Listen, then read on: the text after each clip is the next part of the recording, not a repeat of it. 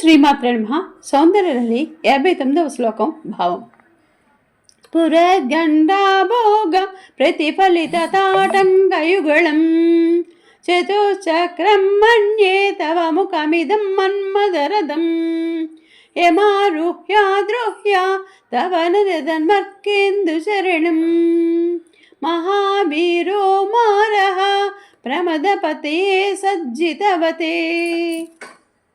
తల్లి, ప్రకాశించు నీ చెక్కిళ్లపై నీ దిద్దుల జంట ప్రతిఫలిస్తోంది. ఆ చెక్కిళ్ళు అద్దము వలె మెరుస్తున్నది. కనుకనే ఆ నీ సౌందర్యముని పణంగా పెట్టి మన్మధుడు ఈశ్వరుని మోహపరచగలిగాడు.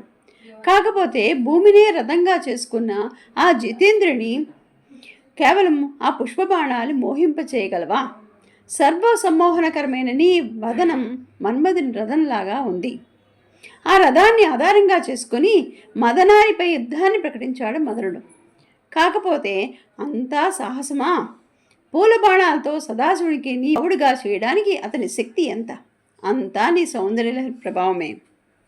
లలితా సహస్రనామాల్లో తాటంకయుగుళీబోత తపనోడుప మండల అని కీర్తించబడింది.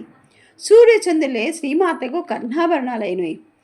సూర్యుడు పగలు, చంద్రుడు రాత్రి ఎందు లోకానికి చీకటిని పోగొట్టి దారి చూపుతారు.